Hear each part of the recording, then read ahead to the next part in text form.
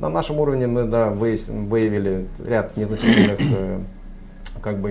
недочетов, которые мы в ближайшем будущем отшлифуем в рамках своей деятельности по предупреждению чрезвычайной ситуации, в рамках своей работы с специализированными службами по линии гражданской защиты. Ну, это можно назвать, в принципе, это не секрет.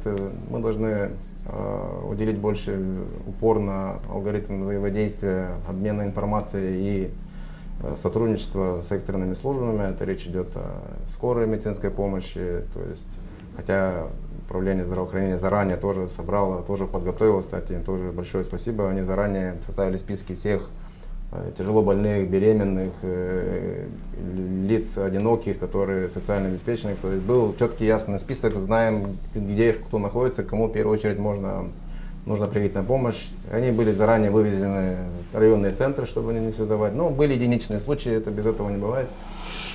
И на уровне взаимодействия по уменьшению последствий чрезвычайной ситуации. То есть вот как было принято решение об ограничении доступа. То есть было немножко хромало взаимодействие с органами полиции по части перекрытия. То есть были такие шероховатые моменты, которые требуют шлифовки дальнейшей, потому что когда это все будет слаженно, быстро, четко выполняться, потому что был промежуток, очень сложная иерархия руководства в МВД, и как и везде в других структурах, которые немножко громоздкая машина. Мы будем работать над тем, как в рамках комиссии ПЧС все эти уменьшить круг общения тех людей, которые принимают решения, и решения, которые должны исполняться незамедлительно.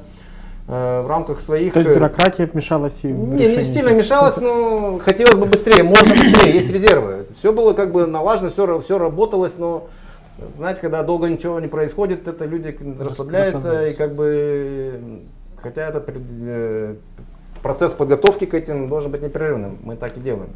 На уровне своих подразделений тоже всегда мы выявляем какие-то моменты, которые должны быть улучшены. То есть сейчас мы столкнулись с такими моментами, что нам приходилось приезжать и, как бы говорить, прикуривать или запитывать автомобили, которые застряли, сели аккумуляторы и не могли завестись. То есть для нас, мы уже сейчас думаем так, надо найти кабеля мощные, чтобы мы могли своим автомобилем приехать, вытянуть, запитать автомобиль.